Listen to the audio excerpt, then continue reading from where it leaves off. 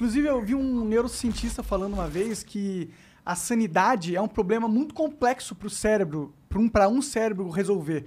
Então, o que a gente faz? A gente pega esse problema, que é a sanidade, e a gente faz um outsourcing para toda a sociedade. Ou seja, a sanidade não é só o nosso computador que computa e chega na... É todo mundo junto que chega no que é são. Que legal. E é algo que seria impossível alguém saber. Tipo, se você colocar você sozinho em algum lugar numa ilha, você vai ficar maluco, porque não existe conceito de sanidade quando você está sozinho, entendeu? Putz, isso é muito bom, porque aí chega na nossa trajetória dos últimos 2 anos, que a gente estava lá no deserto camelando, falando sobre a gente precisa conversar, porque enquanto sociedade a gente precisa fazer alguns acordos mínimos para coexistir. Então, assim, o tecido social já vinha muito desgastado. Olha, não estou aqui para reclamar, muita saudade do drama Dilma Aécio, porque as coisas, a gente tá fazendo nosso trabalho muito mal, porque só foi piorando, né, com o tempo. A gente é muito ruim de serviço. Pô, todo mundo então, né? Porque aí o que aconteceu? Quando a gente chega nos últimos 2 anos, 2 anos e meio, aí a gente sai da polarização e vai para a radicalização. Porque polarizar sempre existiu, inclusive os polos eles se equilibram. Né? Os Estados Unidos é sempre isso também. Tem os democratas, tem os republicanos. São sempre polos. Só que aí a gente entrou numa fase de radicalizar. Né? Eu estou aqui com a minha certeza, o outro está ali com a certeza dele, e aí esses encontros eles foram ficando cada vez mais escassos. Ficou mais difícil fazer curadoria, E aí, gente, quem aqui está disposto a falar? Não, mas não é para você vir dar palestrinha, é para você vir conversar. Não, com esse fulano eu não falo. Com aquele ciclano eu não falo. Não, eu vou, mas se for eu sozinho. Para conversar com ninguém eu vou, não. Então, o deserto foi ficando cada vez mais deserto, entendeu? As pontes foram sendo quebradas cada vez mais. E a gente continua lá, uma insistência para tentar fazer esse negócio. Que a gente sente também não é um cansaço, é mais do que isso, até nem sei dizer a palavra, da própria audiência, sabe? Então, assim, quando a gente lançou Mamilos há 8 anos, as pessoas ficaram... Foi como chuva no deserto, sabe? Nossa, finalmente, um lugar onde a gente pode conversar e a gente pode assumir que a gente não entende sobre as coisas. Tipo, eu não tenho como ter uma opinião sobre parto. Eu não sei ainda. Por que as pessoas têm tanta certeza? Eu não li nada, não sei nada. Então, que legal que aqui a gente parte do zero e explica as coisas e explora possibilidades diferentes e tal. Nossa, que bom. Achei meu lugar, achei minha tribo. Com o tempo, mesmo as pessoas que nos acompanharam na jornada começaram a ficar tão machucadas por esse embate diário que elas começaram a não dar conta mais do desafio de ouvir o diferente. Ouvir o diferente começou a nos machucar cada vez mais. Então, assim, hoje eu podia... Quando a gente lançou, eu podia ouvir o Monark e ele falar coisas que eu não concordava e aquilo só era... Eu não concordava, ponto. Hoje, se o Monark vai lá e fala as mesmas coisas que ele falava há 8 anos atrás, eu nunca mais quero ouvir. É intolerável. Tô decepcionada. Ele tem que ser excluído da sociedade. Tire os patrocínios dele. Cancelem as redes sociais desse cara. Cara, e algumas pessoas que estão com a gente há muito tempo, elas até conseguem fazer essa autoanálise, assim, de falar assim, que coisa, né? Eu não consigo mais. Não é que vocês estão erradas, eu vou parar de ouvir porque eu não dou mais conta de ouvir uma pessoa falar coisas que eu não concordo. Mas o que você acha que levou as pessoas a terem esse comportamento? Eu tenho uma... Uma teoria. Uma teoria. Que foram a forma com que os algoritmos das redes sociais se manifestaram. Eu nem digo que foi a forma com que eles foram programados, porque esses algoritmos eles são inteligências artificiais que a forma com que eles funcionam é decidida por eles mesmos. Né? Então, nem mesmo os caras que programaram inicialmente o algoritmo entendem realmente qual é a lógica pela qual eles operam. E, infelizmente, parece que a lógica pela qual eles operam só fomentou essa radicalização. Porque o que ele faz? Ele quer sempre entregar algo que você quer assistir.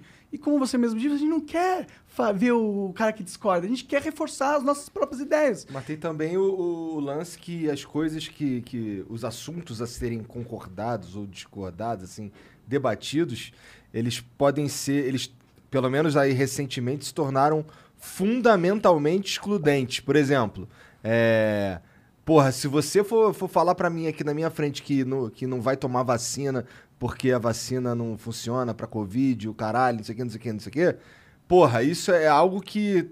Nossa... Choca porque é uma burrice muito grande. Mas... Então, e qual seriam os argumentos e Então, tal? eu acho que aí a gente entra numa parte interessante dessa conversa, que é, beleza, quem eu devo escutar, então? Tem que escutar todo mundo. Qual que é a linha de corte? E aí a gente teve que se fazer essa pergunta também. E o que vocês fizeram? Me ensina. Cara, eu acho que a gente voltou para a raiz, voltou para o nosso princípio, que é dialogar, não é? Então, as pessoas que estão convidadas, aptas a sentar na nossa mesa, são pessoas que respeitam os direitos humanos, acreditam neles, respeitam e acreditam na democracia. E a democracia parte do princípio de discordar. De conviver com quem De você discorda, né? coexistir.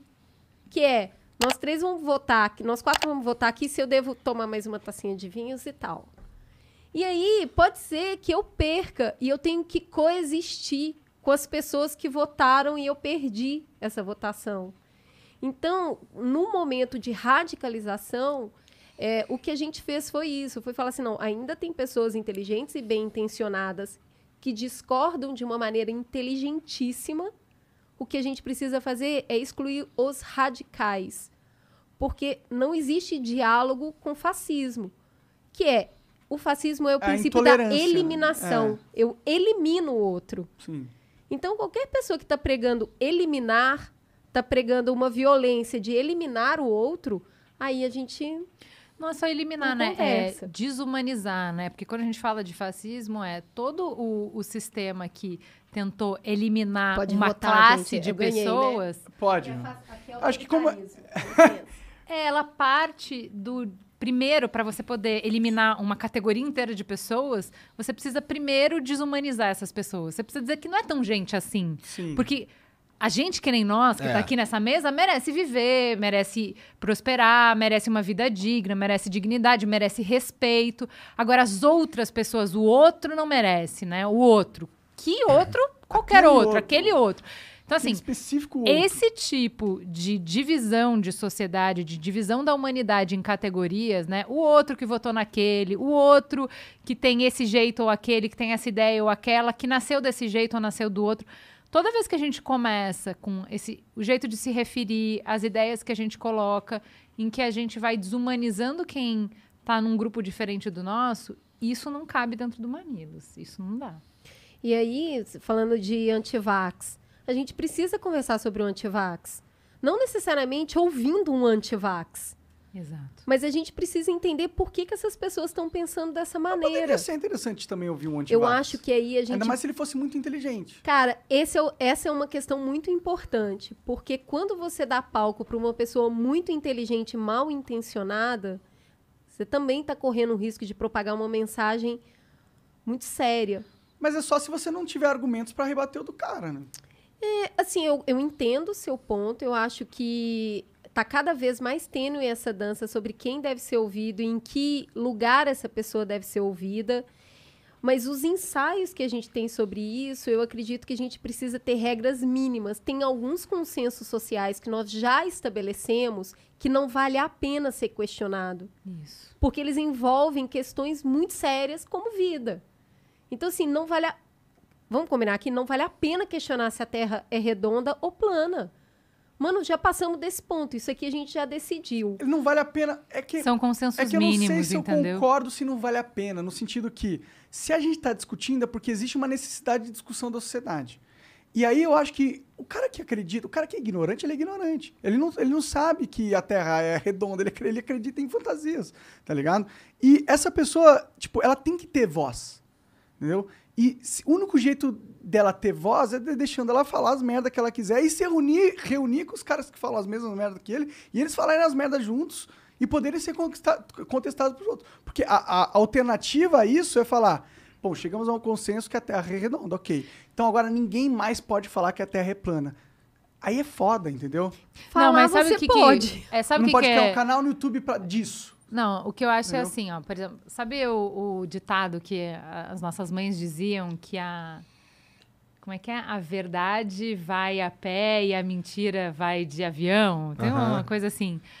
que é quanto que demora para você explicar uma ideia burra? 1 minuto, porque ela é simplória, porque ela é simples, ela não considera uma série de coisas. Não tem Pra compromisso você- com a realidade, né? Para você desmistificar isso, é muito mais complexo e demora mais. Então, o que a gente faz? Vou falar de Antivax, por exemplo. O programa de vacina do Mamilos é de pré-pandemia, bem antes, que a gente já estava com problema no Brasil de algumas doenças que estavam erradicadas voltarem por causa de antivacina.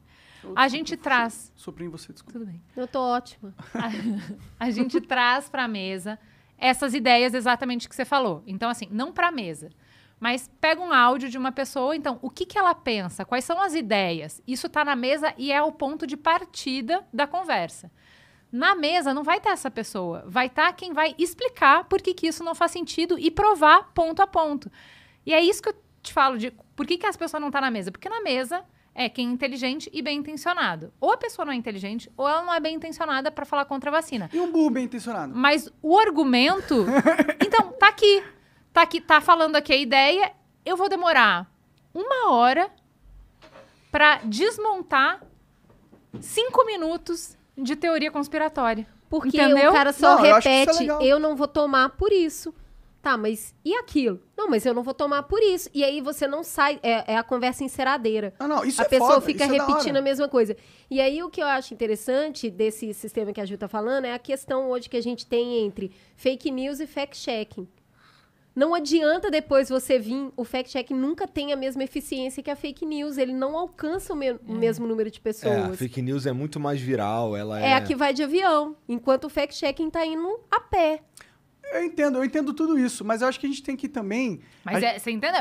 Eu acho Não, que a eu pessoa entendo. pode falar. Fala. Eu acho foda, E a com gente certeza. faz um programa sobre isso, porque a discussão tem que existir. Se as pessoas não estão tomando vacina, tem que se discutir sobre isso. Bom, tem um cara que ele é anti-vacina, muito famoso, muito importante, muito relevante, que é o presidente do Brasil.